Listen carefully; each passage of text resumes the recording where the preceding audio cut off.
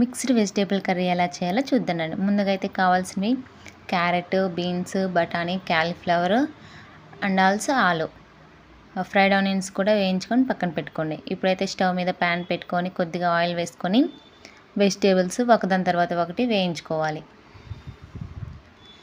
ఇలా వేయిస్తే టేస్ట్ బాగుంటుంది.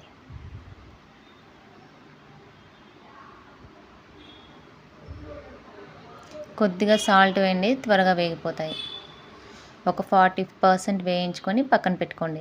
ఇప్పుడైతే మిక్సర్ జార్ తీసుకొని ముందుగా వేయించుకున్న ఫ్రైడ్ ఆనియన్స్, 4-5 జీడిపప్పు, కొద్దిగా కొబ్బరి, సోంపు, ఒక 2 స్పూన్స్ పెరుగు వేసుకొని అవసరమైతే కొద్దిగా వాటర్ని యాడ్ చేసుకొని మెత్తగా మిక్సీ పట్టుకొని పక్కన పెట్టుకోండి. ఇప్పుడు స్టవ్ మీద మరో కడాయి పెట్టుకొని ఆయిల్ వేసుకొని హీట్ అయిన తర్వాత చెక్క, మొగ్గ వేసుకొని వేయించండి. ఇప్పుడు కొద్దిగా అల్లం వెల్లుల్లి పేస్ట్ వేసుకొని వేగిన తర్వాత కొద్దిగా జీలకర్ర, ముందుగా కట్ చేసి పెట్టుకున్న టమోటాను కూడా వేసి వేయించండి.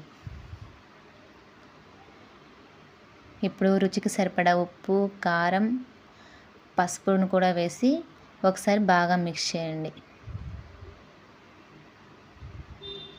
కరివేపాకు కూడా వేసుకోండి. ఇది స్టార్టింగ్లో వేయాలి కానీ మర్చిపోయా.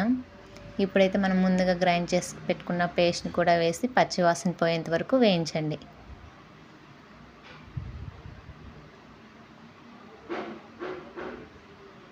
ఇప్పుడు మనం ముందుగా వేయించిన వెజిటేబుల్స్ని కూడా వేసి మసాలాలు బాగా పట్టేంత వరకు బాగా మిక్స్ చేయండి. ఇప్పుడు గ్రేవీకి తగినట్టు వాటర్ని యాడ్ చేసుకొని ఒకసారి బాగా మిక్స్ చేసి మూత పెట్టి ఒక 10 నిమిషాలు ఉంచండి, తీసేయండి. ఈ కర్రీ చపాతీ, రోటీ, రైస్లో దేంట్లోకైనా అదిరిపోతుంది. ఒక 10 మినిట్స్ తర్వాత మూత తీసేసి కొద్దిగా ధనియా పౌడర్ని యాడ్ చేసి బాగా మిక్స్ చేసి ఉంటే లాస్ట్లో కొద్దిగా కొత్తిమీరని యాడ్ చేసి దింపేస్తే రెడీ.